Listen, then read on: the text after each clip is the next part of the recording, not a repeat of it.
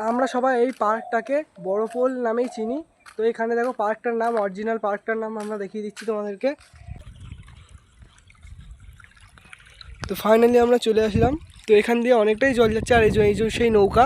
এখানে গাইজ আমরা চলে এলাম ব্রিজের ওপর দিয়ে। এবার ব্রিজের মিডিলে গিয়ে তোমাদের ভিউগুলো দেখাবো। আর সূর্য এরকম ঠিক এরকম।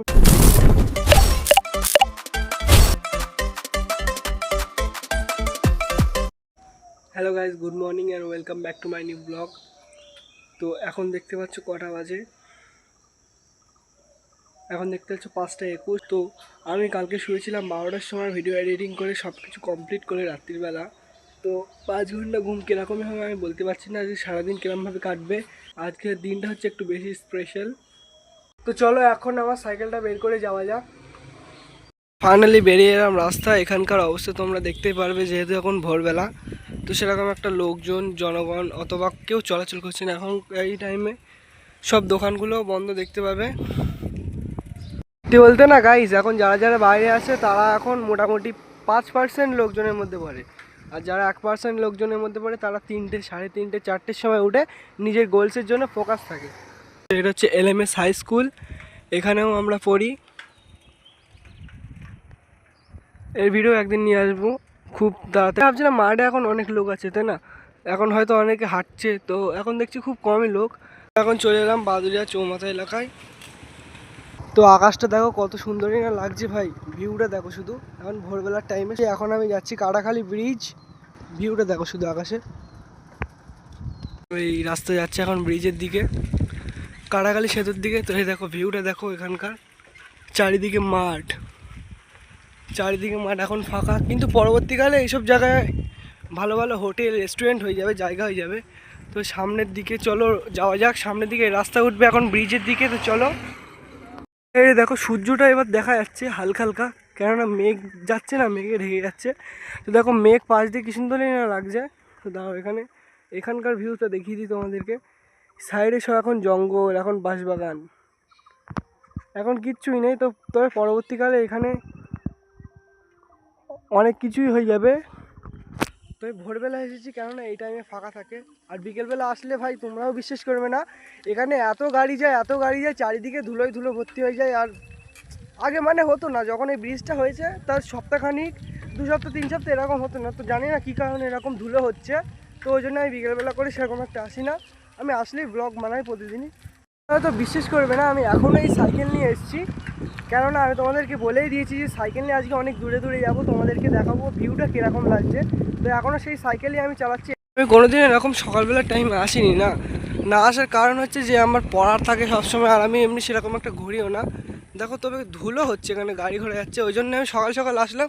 বিকেলবেলা এখানে যা ভিড় হয় তোমরা নিজেও হয়তো বিশ্বাস করবে না।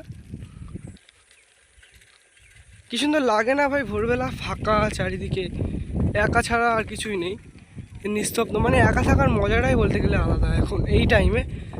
সামনে একটা তোমরা ঘর দেখতে পাচ্ছ, এই দেখো ঘর মতন আছে না, এটা কিন্তু আদৌ ঘর ভাবার ভুল করো না তোমরা কেউ।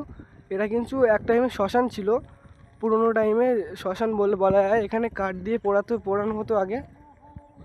তো এই যে শ্মশানটা দেখো এখন জঙ্গলে ঘিরে গেছে, সাইড দিয়ে একটা খেজুর গাছ হয়ে গেছে, হন্টেড প্লেস মতনই লাগছে। তোমরা যদি চাও যে এই শ্মশানের নিয়েও একটা ভিডিও নিয়ে আসি আলাদাভাবে, তো সেটাও কমেন্টে জানাবে। গাইজ আমরা চলে এলাম ব্রিজের ওপর দিয়ে। এবার ব্রিজের মিডিলে গিয়ে তোমাদের ভিউগুলো দেখাবো। আর সূর্য এরকম ঠিক এরকম টাইমে এরকম লাগে। এইটা না হয় ওইটা, ওই সাইডে এটা হচ্ছে সেই জায়গা যেই টাইমে ব্রিজ তৈরি হয়নি। তখন এখান দিয়ে আমরা উঠতাম হাত দিয়ে বেয়ে বেয়ে, তখন এসব কিছুই তৈরি হয়নি। তো দেখো সূর্যটা ঠিক এরকম টাইমে লাগে। ফাইনাল গাইজ চলে আসলাম ব্রিজের ধারে। এখনকার ভিউ দেখতে পাচ্ছি এখন ভোরবেলা, এই যে সূর্যটা দেখো এরকম লাগে। তো চলো ওই নদীর ওই মাঝখানে ওই সাইডে যাবো। চলে আসলাম ব্রিজের পুরোপুরি মাঝখানে। এই দেখো ওই নদী, ইছামতি নদী বলে একে। তো সূর্যটা ঠিক এরকম লাগে ভোর 5:30টার টাইমে। তো এই যে এই সাইডে যখন চলে আসলাম,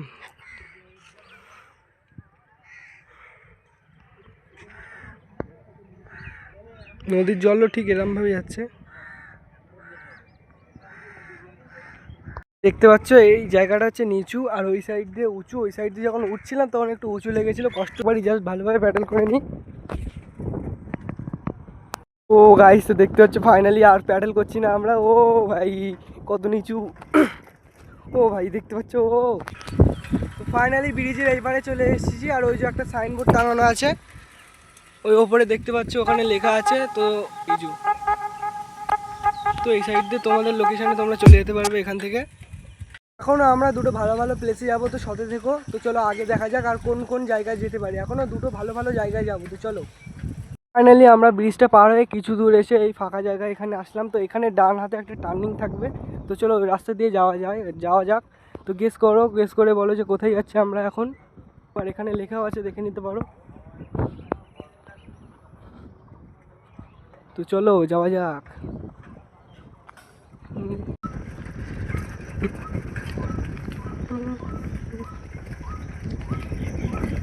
ফাইনালি দেখতে পাবে যে এখানে একটা মসজিদ ছিল, সেটা ভেঙে দেওয়া হয়েছে, আবার নতুন করে তৈরি করা হয়েছে। তো এই যে ওই ভাটা আছে, এই ভাটার এই সাইডে এই টার্নিং দিয়ে চলে যাবে তোমরা। নিয়ে চলে গিয়ে চলো সামনে আরও দেখা যাক। তো ফাইনালি এই দোকান মতন থাকবে, এখান দিয়ে এই টার্নিং নিয়ে নেবে ডান দিকে, এবার এই রাস্তা দিয়ে সিধা চলে যাবে। আরও একটা কথা বলে দিই, কেউ যেন এই রাস্তাটা ভাটার রাস্তা ভেবে কেউ এদিক দিয়ে যাবে না। ফতুল্লাপুর ফেরিঘাটে এই রাস্তা কিন্তু সেই জায়গায় ওঠে না। আমি এখান দিয়ে গিয়ে বিশাল বড় ভুল হয়ে গেছে আমার সাথে, তো আমি চাই না যে তোমাদের সাথে ভুলটা হোক। ওই জন্য কেউ এই রাস্তা দিয়ে যেও না। এই যে লোকেশনটা দেখেছি, এখান দিয়ে যে ঢালাই রাস্তাটা রয়েছে এখান দিয়ে যাবে, ঠিক আছে। ও ভাই দেখো এখানে খেজুর পেকেও গেছে। তো যাওয়া যাক, পরে দেখা যাবে। এইসব পরেও খাওয়া যাবে। তো চলো দেখা যাচ্ছে এই সাইড দিয়ে ওই জায়গাটা, তো চলো আমরা ওইখানেই যাবো। ফাইনালি গাইস আমরা চলে এলাম ফতুল্লাপুর ফেরিঘাটে। তো এখানে এটা হচ্ছে আমাদের সেকেন্ড প্লেস। এখানকার অবস্থাটা তোমাদেরকে দেখাবো। তো আমার মনে হচ্ছে যে এখন না আসলে ভালো হতো, একটু যদি সন্ধ্যের টাইম আসতাম তাহলে এখান দিয়ে সানরাইজের ভিউটা বিশাল লাগতো। এই যে যেহেতু এটা নদী, তো বলতে গেলে ওই সাইডেও তোমাদেরকে একটা জিনিস দেখাই। ওই সাইডেও যে একটা ঘাট তোমরা দেখতে পাচ্ছ, ওটা হচ্ছে তারাগোনিয়া ফেরিঘাট। আমার বাড়িও ঠিক ওই সাইডের দিকে আছে, মানে ওই সাইডের না, ভাটার ওই সাইডে না, ওখান দিয়ে আরও অনেক দূরে দিকে যাই। তো চলো নদীর ওই সাইডের দিকে তোমাদের একটু দেখানো যাক।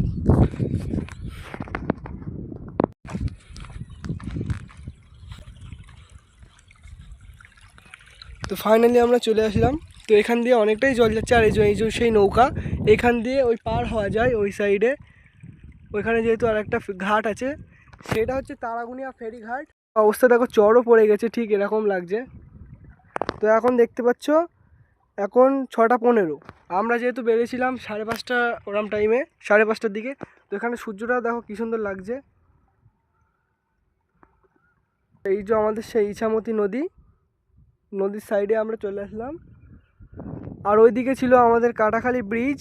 তো ওই ব্রিজ দিয়ে বয়ে এসে আমরা এতটা ঘুরে ফাইনালি এই আমরা ফেরিঘাটের দিকে চলে আসলাম। তো এটাই ছিল আমাদের সেকেন্ড প্লেস। দেখাবো 3rd নম্বর প্লেসটা কোথায়। তো সাথে থাকো, সেটাও একটা ভাইরাল জায়গা। এই যাওয়ার পথে তখন যেখানে বলছিলাম যে খেজুর আছে, সেখান থেকে পেয়ে গেলাম খেজুর, অর্গ্যানিক খেজুর। এতে কোনো চিনিও মেশানো নেই, এটা হচ্ছে অরিজিনাল স্বাদ। তো এটা একটু খেয়ে দেখবো, খেয়ে বলবো তোমাদেরকে কিরাম লাগলো।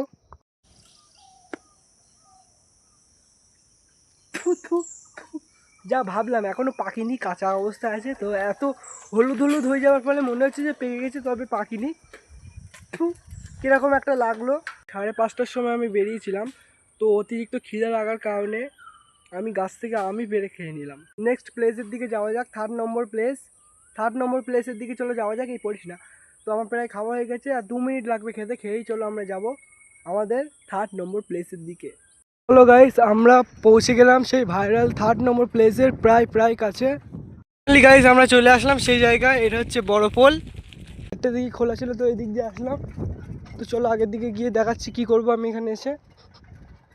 কিন্তু ছোট একটা পুকুর টাইপের, এই যে এইটা, যেখানে বকটা ঘুরে বেড়াচ্ছে। যেহেতু আমি তখন আম খেয়েছিলাম, আমার হাত কেনা মাথাটা করছে, তো হাতটা একটু ধুতে হবে। তো চলো এসে গেছি যখন, ধুয়ে নিই। তো ফাইনালি হাতও ধুয়ে নিয়েছি, মুখটা হালকা করে ধুয়ে নিই। জায়গাটা না এত পরিমাণে ফেমাস, এখানে কাজির দোকান দিয়ে ভেতরে ঢুকলেও পাওয়া যাবে, চৌমাথা দিয়ে সিধে গিয়েও যে আরবেলিয়া ওঠে সেই রাস্তা দিয়ে গিয়ে আসলেও পাওয়া যাবে। এখানে এসেই বুঝতে পারবে যে জায়গাটা কীরকম।